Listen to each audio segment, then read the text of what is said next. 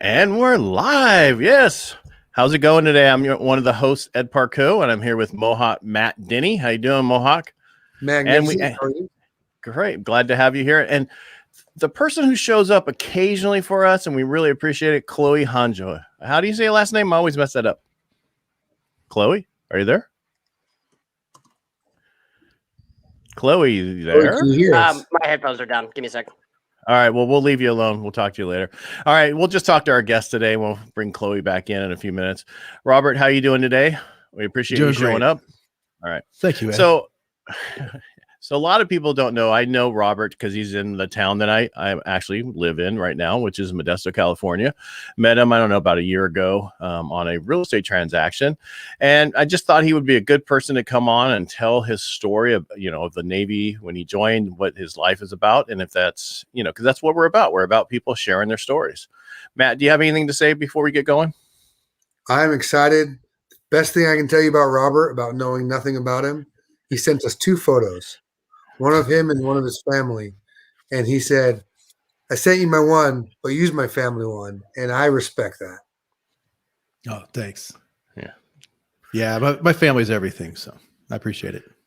And that's how it should be. I mean, that's how, when you join the Navy, they say if we wanted to give you a wife, we'd put it in your sea bag, right? We'd issued it to you, right? But then everybody eventually gets married and they find the right person. But, well, that's my story. So what's your story, Robert?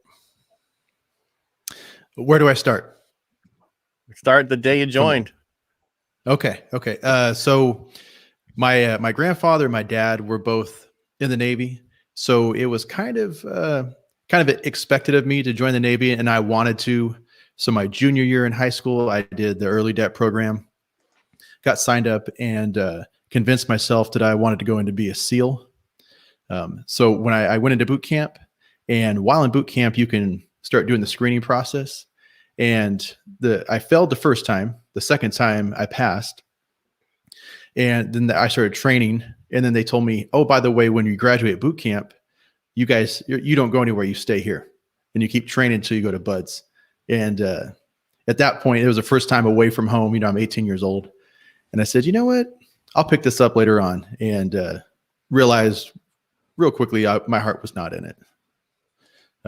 So then I went to Defense Information School in Fort Meade, Maryland, which is where they had like the photo school. And that was a good time. I think Matt went there too, but he froze. So we'll just leave him alone for now. Yeah. He's in DC. Yeah. Yeah. He didn't go too far after that, huh? He went all over. You have to listen to his story. We had our little story about all 3 of us. So yeah, he went all over. Okay. And before I cut you off again, I apologize. Mohawk that says that LinkedIn's having a problem. So I know, I told you. Okay. Wasn't sure if you told me. I checked chat. Oh. Anyway, next. Robert. Oh God, Mohawk internet. Well, the problem with Mohawk today, and he's normally really good because he's usually at work, and now he's at home in his bedroom because his wife took over the rest of the apartment, which is probably the other 200 square feet of the apartment. So, all right, we apologize, Robert. It's all about you right now. So, yeah. Oh, so while I was at Denfos at Fort Meade, Maryland, I was about I'd say about a month and a half from leaving to go to my duty station, and I got in trouble for underage drinking while on duty. What? And so I got sent to captain's mast. And I was originally supposed to have orders to San Diego. And they told me, well, guess what? Now that you've screwed up, we're giving you orders to where we think you need to go. And so they gave me orders to a fighter squadron in Virginia Beach. And so I go there, and they have, at the time it was called a TARPS pod, which is Tactical Air Reconnaissance Pod System. And basically what they do is they fly a sortie. They'd go take photos of like an area they're going to bomb. They do some recon before and after. And so after they drop ordnance, and they'd go back, take photos, confirm they hit the right place. They had that system for about like 2.5 years while I was in. And like my first deployment, we used it a lot. Then they phased it out because we had another system, which was the lantern pod system. And we took over that and some PTID, things like that inside the cockpit. And the lanyard system had to do with navigation, and also it was the lasing system for the bombs, and also recorded video. So that was a system I worked on, and spent almost the whole 5 years, besides boot camp and A school, over in Virginia Beach. And where did you start at? Did you start out here in California when you joined? Where were you at when you joined? And I might have missed that. I was too. Yeah, I was in Manteca. Okay. Yeah, I was in Manteca. Yeah. Yeah, because I mean, it's a weird that a lot of times they don't ship us East Coast from West Coast and all the whole thing. When I got in, I was joined in Turlock, right? Went down to MEPS, and at that time was in Fresno for me, and then they sent me down to San Diego. That was when the actual NTC RTC was still there, and then they were in our group after we went through our A school for corpsmen. They sent us all billets for the North Carolina, and we're like, East Coast, what are you doing? And luckily for us, 3 of the top people in the class got billets here in California, and I was one of them. I got my Camp Pendleton. So are they still that way, or doesn't matter, they just send you all over the place? So I was the second in my class, so that's why I was going to get pick of orders, but then I screwed up big time. So no, normally they just kind of give you orders wherever they need you, especially with the photographer's mate. They're kind of a dime a dozen. They're, I was really fortunate I didn't get put as ship's company, because that's a bummer. All right. So did you do any Westpacks while you were in? Yeah, my first deployment was a Westpac, and that was November of 2001. So right after 9/11. We were supposed to deploy about 5 months after that, but we did our workups, and we kind of did a shortcut to the workups and just deployed, because there was already a carrier out there that we were relieving. So I did the Westpac, and then 2.5 years later, I did an Eastpac. And both those we only hit. Now, where did you hit with that? That's what I was going to ask. What? Yeah, not a whole lot of ports. So we hit Hong Kong, Singapore, Bahrain, Dubai, Jebel Ali, Italy, and Spain. That's both deployments. So I know it used to be in my dad's Navy. He said, every 2 weeks you hit a port. It's a good old time. You stay there for like 5 days. Now we stay there. We get maybe like 1 day, 2 days if you're senior enlisted, and then get back on the ship. Well, do you think that was because after 9/11 it was a little bit more stringent because they're worried about things that are going on, Yeah, absolutely. With all the Middle Eastern countries, they pretty much, we call it the sandbox, right? And they would make this area outside of the ship, and they'd bring in like food vendors and alcohol, and we'd pretty much just stay there and just party. And then Italy and Spain, we got overnight liberty if we had a tour, because it was safer there. Matt had a little question here. Comment. Yeah. What is something you learned in the Navy that you still use today? If you're not 15 minutes early, you're late. I think that's that's every military, right? Yeah. If you're on time, you're late. That's how it used to be. Yeah. No, it's still that way. Let me assure you. I guess put your name on your underwear so you make sure you get them back. Yeah, well, you live at your house. I mean, come on. Your kids really take your underwear? No, but that was something unique I learned when I was in. Yeah, I learned how to make my bed, hospital corners, right? Yeah. And still to this day, it's like in me to do that. So, and that's been a long time. So now, when you first got out, Ed, did you grow a beard? No. When I got out, I went in at 17 and a half, and I was out by the time I was 22. So basically I couldn't really grow a beard. I was just going to make a comment about that. No, I mean that it wouldn't come in full here. Now I can grow a beard in like 3 weeks, right? Cause it's easy. I mean, it's not that big of a deal, but for most young guys, you can't get it here. No offense to you, Robert. I see it's coming in there pretty well. Anyway, give it a couple more years. It just, it was not something that, I mean, when I got out of the Navy, it was right into, I was, had my bachelor's and working on my master's. So I went right into work, and at the job I worked at, it was, basically suit and tie and other stuff. Gotcha. And so so it was clean shaven. And I read the book, How to Dress for Success. I was really big into that because I was in Southern California. And then after a while, once I came up here, I was the same way, where everybody was wearing suits in 2002 in the mortgage industry, right? Now they're not. I mean, t-shirts, jeans, you never see your client. Possibly you see them on Zoom, or if you do, you dress up a little bit, polo shirt, but not like it used to be. So for me, I do shave once a week. So that's good enough for me. Usually it's on Tuesday. Yeah. The first thing I did was I just quit shaving for like the first 6 months once I got out, because, having to shave every day is just a bummer. Yeah, me too. Yeah. I was going to ask you, Chloe, but yeah, I didn't mean to leave you out. There was a girl in my squadron that did need to shave. So I don't have that problem. Thank God. We can't say that these days. That's insensitive. So individual. Yeah. Individual. Yeah. So Robert, what do you do now? So property management and real estate. How'd you get started in that?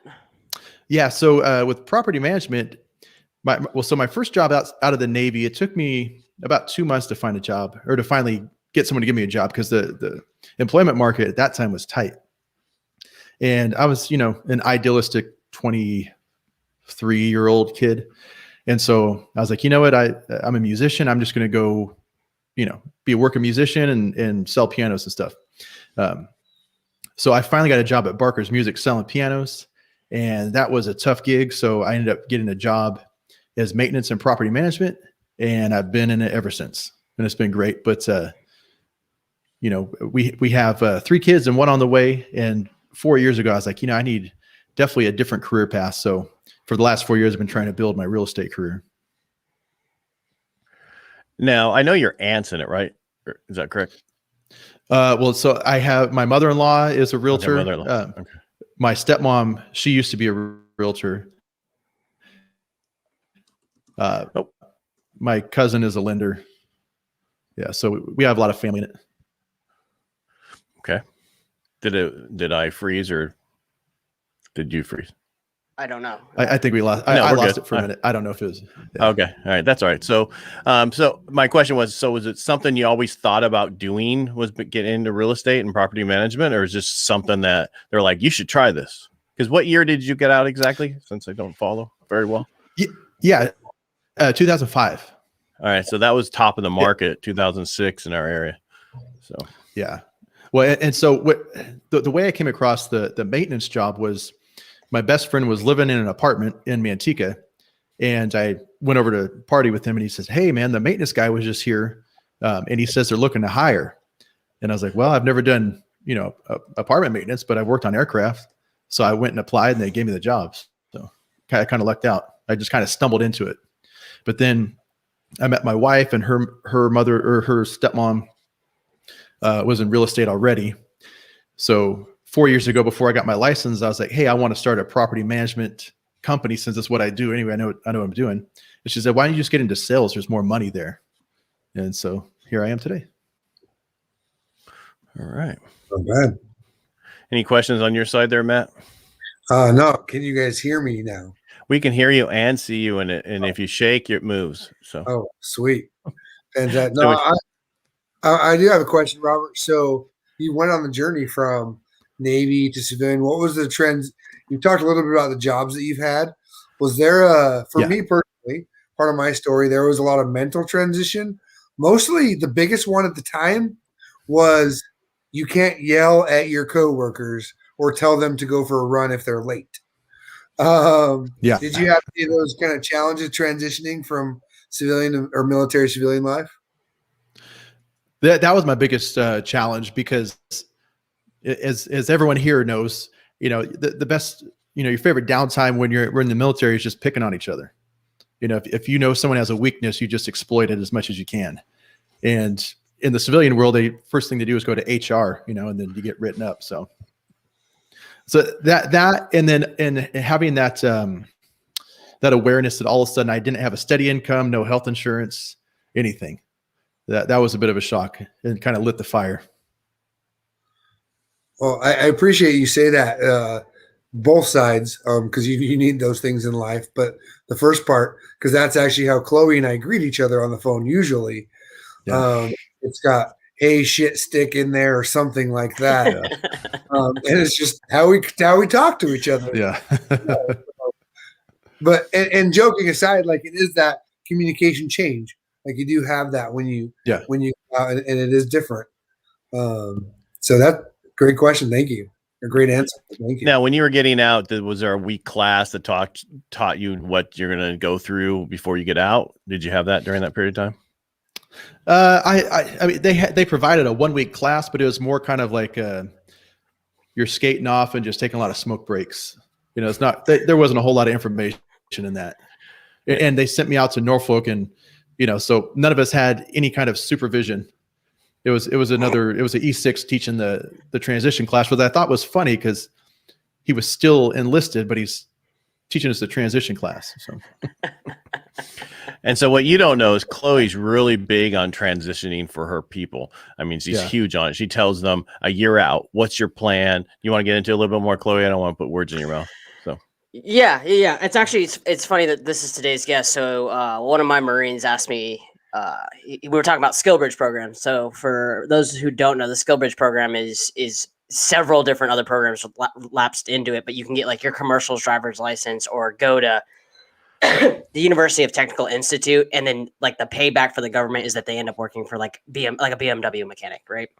So he's like, yeah, do you know of any really good skill bridges? I was like, yeah, there's plenty, but what do you want to do? This is the question I asked him. So I'm like, you know what? Let's table this. Tell me the top 3 things that you're interested in. You could tell me you want to be an online gamer, be on The Voice, and like be a horseback rider, or professional rodeo clown, like whatever it is, just come back and tell me, because then we can tailor what you think you want to do. But don't come back and tell me like you want to be in supply chain management. I'm like, I see you every day work for me, and you hate it. Let me assure you, don't do that. So he comes back to me, and he's like, all right, I thought about it. I'm like, if he tells me being a Twitch streamer, I'm gonna throw something at him. Right. I can't help a Marine be a better gamer. I'm terrible at it myself. Like, right. So he's like, all right. He goes, I want to do what this other Marine does. He does real estate. I'm like, okay. I'm like, what part of real estate? You want to buy it? You want to sell it? You want to make it look better with subway tile and friggin' shiplap? Like fuck, man. Like, what do you want? What part of real estate? That's like saying like, I want to. The language, lady. Sorry. Just kidding. I blame Mohawk. He started it. I'm normally pretty censored about it. You said anything goes. Yeah, I did. So I guess if you were to talk to someone that's so he's 22 about getting started in real estate, what advice would you give him? 22. Does he have a family? No. Because what he's getting at, it takes a while to build to where you actually earn commission, I think, right, Robert? Yeah. So what I would suggest is that he just jumps in feet first, because if he has no obligations and he has a safety net, say he's moving back home and he can stay with his parents for the first year, I would do that. Because most agents don't make their first commission check until 4 to 6 months, and that's a tough span to try and cover the gap, because we all know that service members, especially enlisted ones, don't normally walk away with any money. Nah, I think it's $750 a paycheck, right? So $1,500 a month. So the other thing he was talking about, and maybe you could help with is like, he's like, so what do you think? Should I go for like a 3-bedroom, 2-bath? And I was like, how much debt do you want to incur? Like the size of the house is like, so like if you were to give advice to a 22-year-old about how, like, yeah, so commission, that's great. I had no idea it takes 4 to 6 months to get your first commission check, because I've never sold. The only thing I've sold is like a truck. But what would you recommend? Said sold, not stole. I heard stole. She stole. Turn off the podcast. I need to go re-verify my security clearance. No, sold. But like what like as a 22-year-old with minimal amount of money and the shirt on their back and a GI Bill, what type of real estate would you look at? I think I'm sorry, I apologize. I was going to say just traditional sales. I mean, if I would say get into property management, because you can walk into that and start making money. The only problem is it'll get its hooks in you, because it's good money. It's consistent. And like me, when I started out in property management on the maintenance side, I was a single guy playing in a band, and it worked great for my schedule. I made some money on the side, but then, as I got married and had children, and then I got into real estate, people like my mother-in-law are saying, you just got to quit your job, do it full time. I'm like, I can't do that. I got mouths to feed. I got a mortgage to pay, so it's scary. So if he can do it right now, start his business at a young age, and he'll be good. Now, is he moving from where he is now, or is he staying where he's at? No, he'll be moving up to Ann Arbor, Michigan. Okay. I mean, you know how people in Michigan are, they just point to their stupid mitten, and I'm like, okay, I still don't understand where that is. The reason I'm asking, because if he was staying local, then before he gets out, he could get his license and start the process, start working, find a team maybe to get on as a new person to do certain things and learn that way. Because a lot of teams are always looking for additional people to help them grow their team, and they pay him hourly wage. And then eventually he can get into sales. There's also that avenue too. What is it possible to do that where he is and gain the experience, even if he moves completely, or would that mess him up? Well, there's probably two different licenses, right? He's in North Carolina. Yes. Yeah. So then it's a totally different license than wherever he else is going. Well, and I guess I meant more like, is there value if he just got like an intern type job there, learning some of the field? I don't think that would be a bad thing. How about you, Robert? No, Ed, I think that's a good idea. Thank you, Robert. Well, he froze there. We can yeah. You guys keep talking. I'll work on getting Robert back.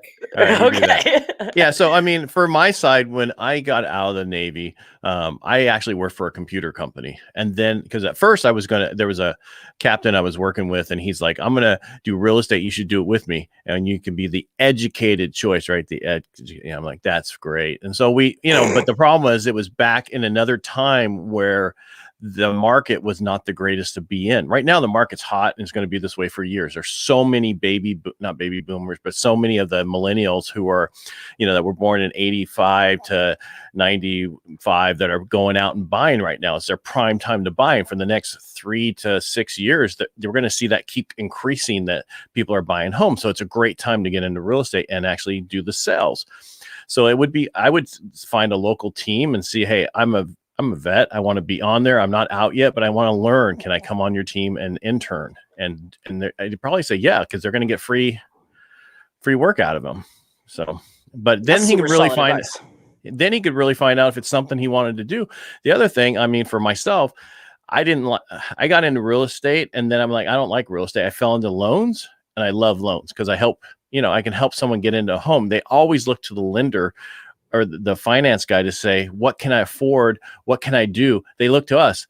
The agent takes them out and see all the shiny stuff, but the loan guy is the one that tells them, yes, you can do this or you can't do that. And so they need to see that finance guy first. So I think that's important to do that also. So there's two sides of that. He can find out if he likes real estate. If he doesn't, then you go do it on the loan side.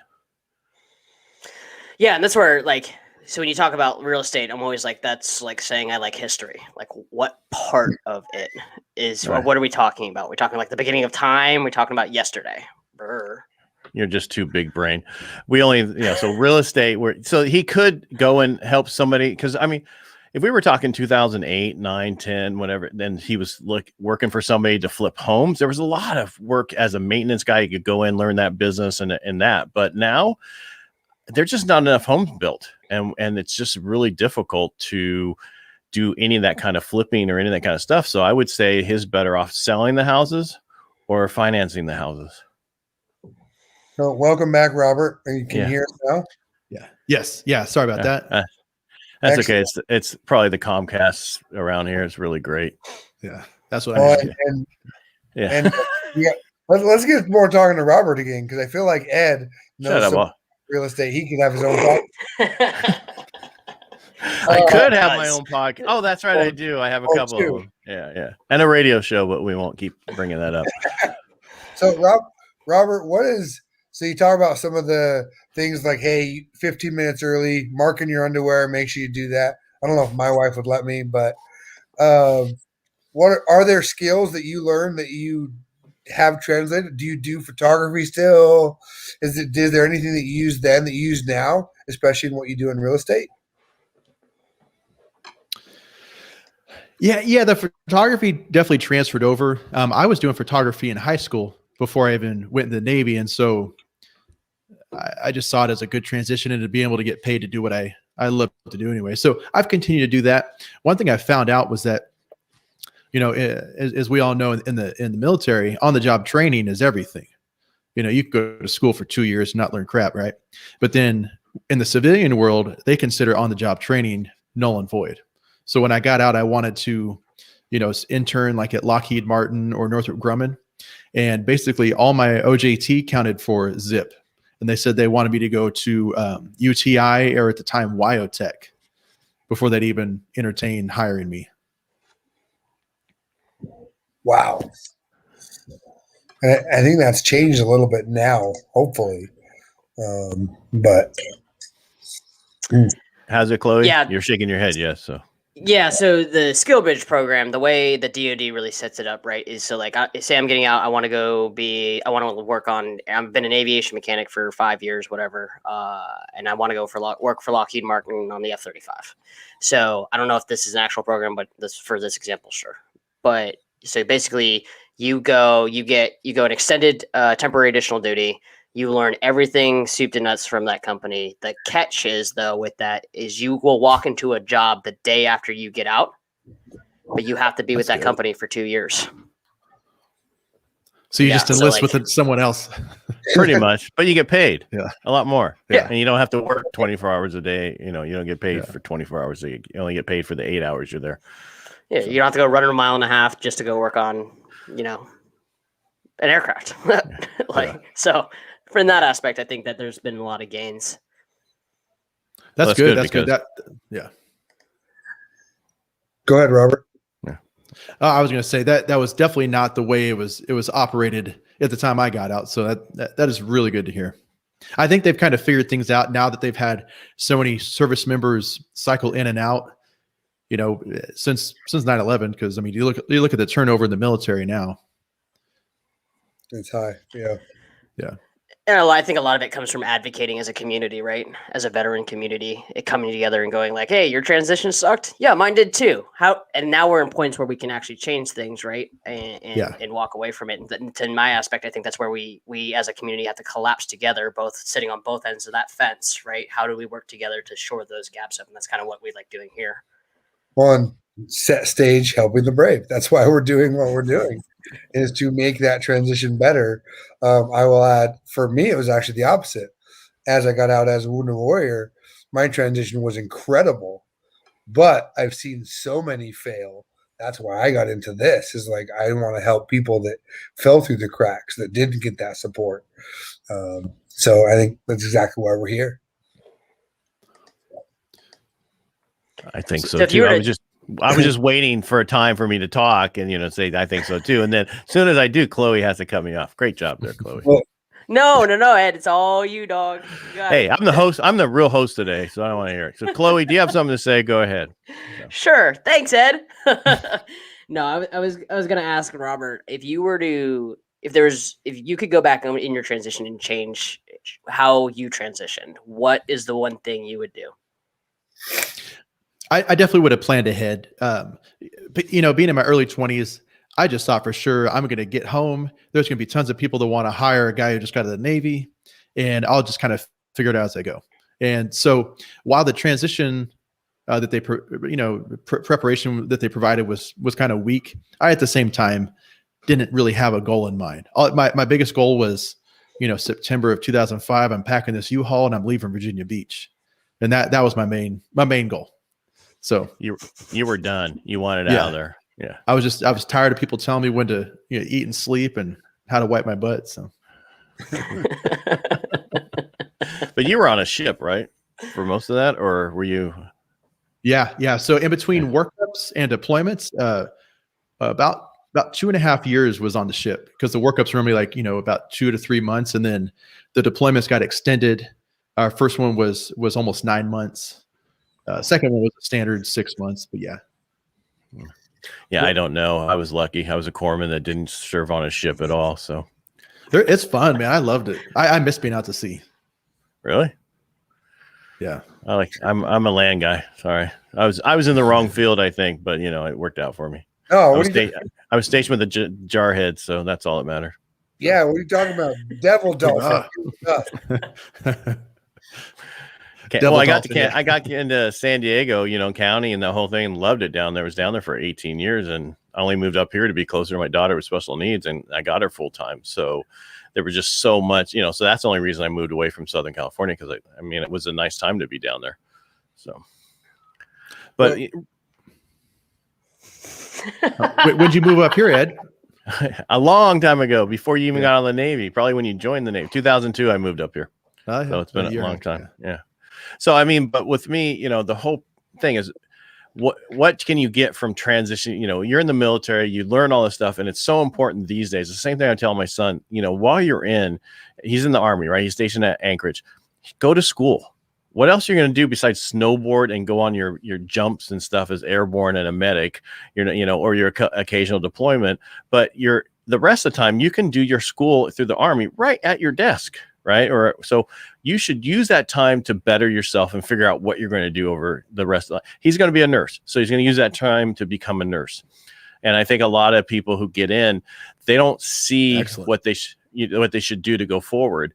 And it sounds to me like when you got in, you were like, this is going to be fun. And then I don't know what I'm going to do when I get out. And it was a bad time too. 2005, unfortunately, the layoff in the Valley was pretty bad. Yeah, and so I have 8 sisters and a brother, so I come from a big family, and so me and my brother and my middle sister, she went in the Army. We both went in the Navy on the same day, but our whole thing was we're going to go in the service, we're going to have some fun, and we're going to get the GI Bill because our parents could barely put food on the table and clothes on our back, so we knew it was on us. So that was, if there was one goal I had in joining and getting out of the Navy, was doing that. But then I went to MJC for like 3 semesters right out of the Navy, and I was kind of just poking and hoping. I didn't really know what I want to do, so I dropped out for a while, and then I didn't get my bachelor's until I didn't start going to school for my bachelor's until I was 30. But you at least had the GI Bill to do that when you were ready, right? Yeah, and luckily, by the time that I was doing my bachelor's program, they had converted over to the post 9/11. Which was way better than the traditional 9/11, or I mean the traditional GI. Yeah, I had the traditional. It was horrible. So yeah, The Montgomery. You go to school. No, do it while you're in. So they reimburse you while you're in. Yeah, that was what it was at the time. So you also had to pay into it too. Yeah. Yeah. See that's one thing that like the younger folks didn't know is like you got to pay that kicker. They get you to pay it right in boot camp. I don't know if you guys did that. I don't know if the Marine Corps does that too, but yeah. Yep. Yeah, we do. So explain that. Can you explain that for the people who don't understand what you're talking about? Yeah. One of you? Oh, I think you're talking about Matt. Matt, go ahead. Explain it. What am I explaining? I wasn't paying attention. The kicker that you have to do. This. Right. So when you go to boot camp, one at a time. We're gonna do Chloe now. She's better than Matt. Because he keeps looking like he's walking downstairs in his video. We're normally hold on, Chloe. One last thing. We're normally more professional than today. I apologize. We must have been drinking before the show. Hey, all I've got to say about that is we are here for a conversation. If it goes this way, that way, hopefully someone's learning from it, and maybe someone needs to know how to duck out of a camera. All right, go ahead, Chloe. So when you go to, regardless of what service you go to, you enlist, you get the choice in between the post 9/11 and the Montgomery GI Bill. The Montgomery GI Bill, you're required to put in a $1,200 kicker, which you pay $100 per month over the first 12 months you're enlisted in whatever service you're in. The only way to get that $1,200 back, which $1,200, and this is across every service because the base pay chart's the same, $100 when you're up E2, that's a ton of money. That's like every bit and dollar you want. The only way to get it out after is to use your entire Montgomery GI Bill all the way to the end, and then they will give you that $1,200 kicker back.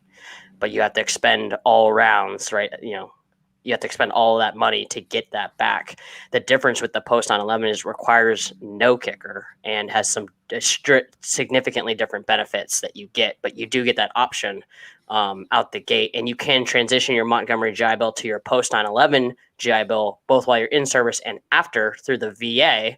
And it's just a simple, I'm going to date myself, TPS report, piece of paper to send to the VA, and they'll switch you over. But if you switch to your post 9/11, you actually don't get your $1,200 back. That just goes into the ether of who knows where in the bureaucracy that goes through. Yeah, but that's a better program, so it doesn't really matter. Well, now it's moved to the forever GI Bill, right? So the post 9/11 would expire still. It was longer, but it would expire. Now the forever GI Bill, there's not a time limit on it. So you could take it 20 years after you get out and still use it. And can't you like give it to your kids or your spouse or something like that too? Mm-hmm. Yeah. So, I mean, that's a huge benefit right there, especially if you have a spouse who wants to go to school or whatever to be able to utilize it. There are stipulations with that, though. So if you're going to give it over to a dependent, right, to either your spouse or your children, you have to do it while on active duty, and it requires a payback tour of 6 years. Really? Is there something with 6 years? Like you either have to have served 6 years, and I'll double check into it, or after you transition it over, you have to do 6 years of service. And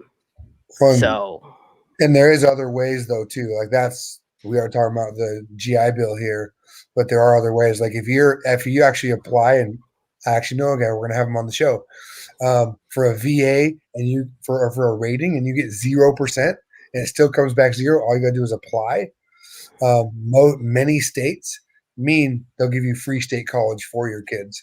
I can explain that to you. There you go. Because I'm disabled vet, as you can tell, mentally, as my kids would say. So basically what happens in California, so from 10% to 99% disabled, your kids get to go to any of the university state schools, the junior whatever schools, I can't talk today, but any of the colleges in the state that are run by the state kind of things, the universities, state schools, all that, the junior colleges there, it finally came out. And the tuition is covered. You have to pay for the books and you have to pay for the room and board. The caveat is if you're in that first part where 10 to 99%, your kids can't make more than a certain dollar amount a year as income. So as an example, it was like $12,500 when my last daughter was going to school. She made $12,600, and I kept telling her, "You're making too much money." "No, I'm fine." And she lost it for 1 year. However, if you're 100% disabled, your kids can make as much money as they want. So then you have that whole thing where they can go to the schools for free, and all you got to do is cover the books and the room and board. So it's amazing. I mean, and I didn't know that until 3 of my kids had already gone through college. I was doing a loan for an older vet, and he's like, "You didn't send your kids to school?" I'm like, "What are you talking about?" He's like, "There's this program." And I checked into it, and there it was. It's a secret, And that's the problem. We need to let people know there are these programs out there that you don't even know about to help veterans go to school, have their kids go to school, the whole thing to help your family and for your help going forward. So clearly we don't even need Robert on the show, apparently. No, Robert started the whole conversation. So Robert, I got another question for you. So you went on your military journey. You said that you met your wife. Were you active duty when you met? Or was that after? And when did your kids come along? Just a little bit of your family side. Yeah. So I met my wife after I'd gotten out. So I got out in 2005. I met her in 2009. And I met her. Our band was playing a show, and her friend's band was the opener, and so she stayed after to watch our band, and the rest is history. So, but yeah, so that's why you have the music room in your house. Because you all do, right? Yeah. You guys still play together? All right. Do you have a family band? I'm growing them slowly. Yeah. He's trying to do the Partridge Family one, but that he's still got a few more to pop out before that. Yeah. I was gonna say my oldest likes to drum. My wife plays bass. I play piano and guitar. So now we just got to, we got to find another lead guitar player. And my youngest one, she's 2 now. She can sing actually surprisingly well. You have 3 kids or 2 kids? I have 3 and 1 more coming. Woo! Partridge Family coming. Yeah, that's right. I'm surprised you knew what that was. Good thing there was reruns. Hey, old man, keep sipping your chamomile. What is that, Metamucil in that cup? Yeah, that's right. Asshole. So, yeah. So, were any of you married when you were active duty? I was. Right, right there. Really? And still am. Yeah. I not for Chloe. My problem is my first son was coming and I was getting out and I was worried that he was going to be born after I got out, but luckily he was born in April and I got out in May. So that's we're talking like 14 days. Barely made it. Ooh. Wow. Yeah. I hear having kids is expensive. It is. Like not just the kid, but like the actual like hospital bills. Like so if it wasn't covered by TRICARE, like I hear it's a pretty penny. Yeah. I'm just glad we have Kaiser with my wife who has Kaiser right now because everything's covered pretty much for us. So. Yeah, kids. Robert, kids, go ahead. No, please go. I was going to say, so in order to save a little money, I had switched policies for my wife and my at the time my younger son, and so my wife had a Medishare plan, and when we had our daughter, and it turns out they don't cover anything. So when once everything was said and done, my out of pocket for that was $18,500 to have a baby. Yeah. So yeah, stick with the major carriers. Wow. Yeah, well, I think that's important though. I think you bring up a valid point for veterans transitioning is be aware of what you're doing. Because just like when I get out of boot camp or when I'm in boot camp, they say, hey, when you walk out the gate, don't buy anything from anyone within a 10-mile radius. Yeah. They know you get paid every 2 weeks. They know that you're a target. Same thing when you get out. Be aware of what you're doing. I think you just stated it perfectly. Find what works for you and change if you need to. Because insurance matters. It's more than just a monthly payment. I mean, on top of insurance, I mean, kids are expensive. They say kids are like $100,000 is what it's going to cost you over, till you get rid of them. And that's not counting college, right? So kids are very expensive and you have to understand that. So that's why Robert's so poor with all these kids, I'm just kidding. Why do you think he's starting a band? Making money back? He can't afford to shave. That's why he's growing a beard. Yeah, it is cost actually effective. Why he's hustling on both. Yeah, he's hustling on both property management and real estate because he's having a fire team over at the Atkins household. Yes. Yeah. Do you see yourself staying in real estate forever? Is that like kind of your plan, or do you know? Yeah. Oh yeah. Yeah. No, I love real estate, and eventually, once I build my business enough, I'm definitely going to go full time because full time in real estate, even in a tough market, is still a good living. As long as you're a successful agent, the agents that aren't successful, they quit, and they probably would have quit regardless. But I look at people like my mother-in-law, who she got her license in 2007 when the market was just garbage, and I look at her now and she made a good living. She was making $80,000 a year in a bad market. So you can imagine what she makes now. Yeah. No, I mean, the industry is good to be in for real estate or even in the lending side. The difference is people who do real estate, they make it off of the sales price, right? Where loan people make it off of the loan amount. So the more people put down, the less they make. So there's sometimes where, you're got a $100,000 loan or a $200,000 loan. And I'm not just explaining how the commission works and they have a 400,000. So they, there could be $12,000 on their side where the loan guy, there might be 200,000 and there might be making 3,500 total for the commission that they would make. Then the company takes their part, and the same thing on the other side. So you really need to know what you want to do. So real estate, you can make a lot of money, but there's also a lot of competition. Right now in California, there's probably 20 agents for every house for sale, right? And there's hardly any houses for sale. That's the problem. There's a lot of agents. And there's probably 20 buyers for that one house. So trying to get them in that house. So it's the same throughout the rest of the country. So if you're going to go into real estate, you really need to do your homework to see what you want to do. It's a good career and you can make good money, but you have to do, how do I put this? Not what you did in the military, right? You have to work, right? Yeah. So a lot of people just showed up and they didn't do much. Hey, is it time to go for a smoke and coke or whatever? And they don't really work hard. When you get out, you got to hustle, and it's a job, right? You really got to work. And if you don't work right now, you're going to fail at what you do when you get out. There you go. So smoking, when you say smoking coke, and that's like old school generations. That's an old school generation. Yeah. Yeah. Because you say coke to like, I knew of my 22-year-old, he thinks this, not like a soda or a pop or whatever. Well, back then, yeah. But back then cocaine was really huge. So it's the same thing. So it's just, but that's what they would say, go take a break and go do whatever. And it's like, okay, but I don't smoke and I don't drink Coke. So it doesn't matter. Well, welcome to Helping the Brave. We talk about labeling your underwear and not doing cocaine. There you go.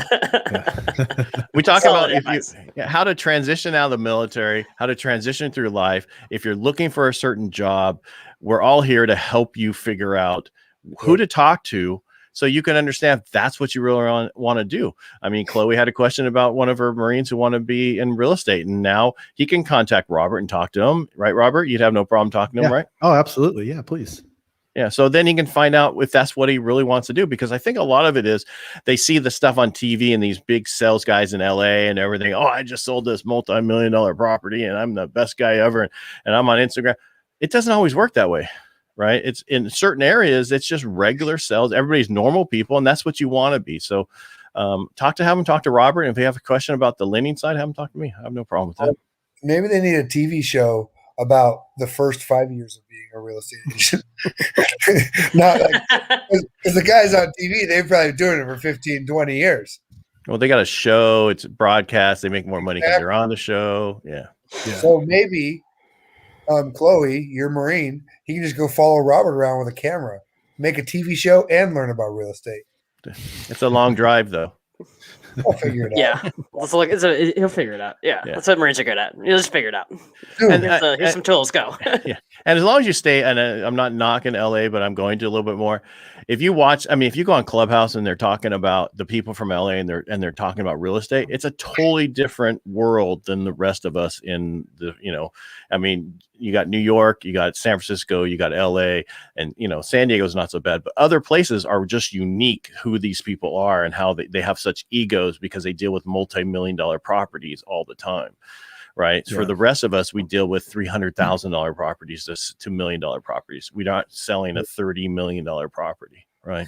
So Robert, before we go, I want to know, you said when we started, you got some good Navy stories. Do you have any appropriate Navy stories to share with us? That's a no. I do have one. So we were in port in Hong Kong, and we had what was called Cinderella Liberty. So we had to be back to the ship by midnight, right? Or at least we had to be on the Liberty boat because we had to park further out in the water, and then we would take a Liberty boat in because they didn't allow nuclear carriers in their port. And so you go out with the Liberty buddies. We're having a good time. Hong Kong is a pretty cool it's a cool little place, right? And it's really easy to find your friends because me and my buddy were over 6 foot tall, so we could just see each other down the street, but so we go and we went to like this market and we bought all kinds of like silk robes and stuff like that, and all these different knickknacks we were going to bring home. And then after we did our shopping, we went to this it was like an Irish pub, but it's in like Hong Kong. And so we spent the rest of the day there drinking, and I had to go back to the ship, and Tony, he said he was going to be right behind me, right? So he had all of our stuff. So I find him in the morning, and I say, Tony, can I get some of the stuff we bought yesterday? And on his way back to the Liberty boat, he got mugged by a guy, and he stole his stuff. So that's about the cleanest story I can tell you, but we got robbed in Hong Kong. You guys are laughing. Did that happen to both of you? No, you go all the way to Hong Kong and you go to an Irish bar? What? They have one in every country. Even in Jebel Ali, we asked the cab driver, and he put us in the cab. I thought we were going to be abducted, and he just starts jamming down like alley roads, and they do like 60 miles an hour down any street, and then all of a sudden he stops. He says, "Get out," and he points us to this door, and it's like a mirrored glass door. We get out, we go up the stairs, and sure enough, it's like an Irish pub. So yeah, we didn't take in the culture. That 60-mile-an-hour taxi rides, that's the same thing in Mexico everywhere. They're all that way. Yeah. They know their streets. They fly through them, and you're like, you just sit in the car with your seatbelt on, make sure that, you have that on just in case. Oh, and I was laughing because it didn't happen that way. Something similar, story, different time. Japan bought a whole bunch of new stuff from a store, left it in the cab. Well, that's not the same as getting rolled. No. You asked why I was laughing. Okay. All right. Either way, we came home with nothing, right? Nothing. There you go. Yeah. All right. Well, technically, his buddy did. All right. Well, that's what I'm saying. It didn't have anything to do with the story. So I'm just kidding. Anything else before we go for the evening? Yeah. Robert, any wisdom for the young people out there? Yeah. Well, I guess anybody who's listening to this is probably already preparing for getting out and being kind of left high and dry. We don't know that. We don't know. No. Okay. Well, yeah. Basically, do your homework, and then when they call you to see if you want to go in reserves, make that decision right away. Because they called me about 3 weeks out, and I didn't have any money, but I really didn't want to be attached to the Navy anymore. But they do find out. And they try and convince you to go back in reserves. I was like, I still have my C bag. I got my uniforms that kind of fit, but I was like, nope, I'm just going to do the civilian thing. So having a plan, I screwed up in that sense. So you say you should go in the reserves? Is that what you're saying?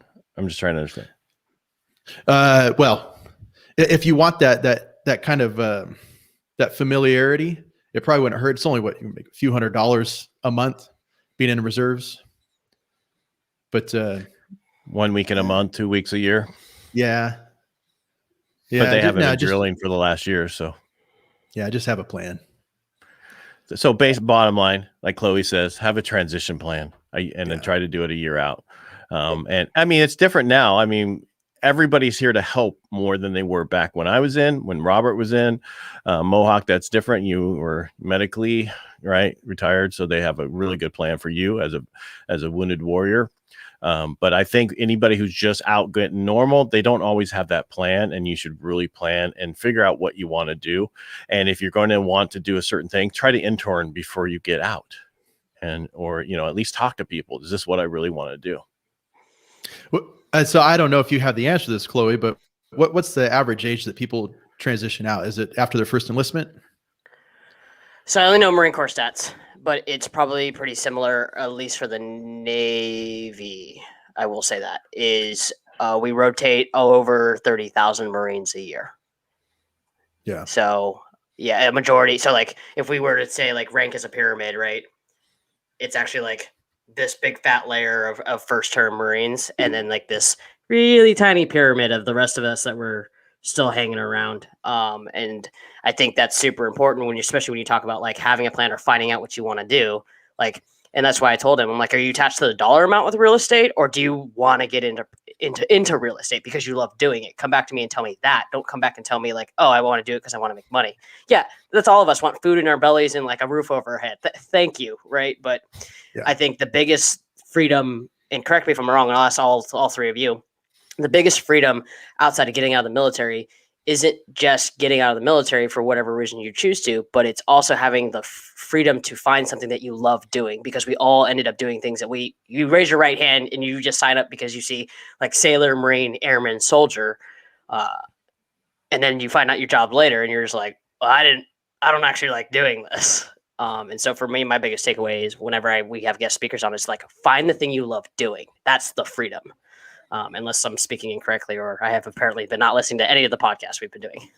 No, that's good. And it's kind of fun because when you get out, you're a blank slate. I'd say the only bummer for me was like when I got out, I did 5-year enlistment. So most of my friends that I went to high school with were just graduating college, right? So they'd finished their degrees, then they found their spouse, then they bought a house.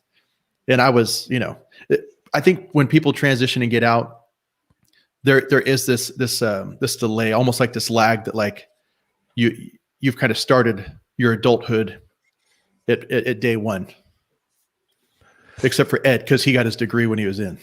Yeah, well, I grew up fast. I lost my dad at 12, so I've always felt I was 40 years old or whatever because I had to grow up fast with no dad and my sisters at home and my mom.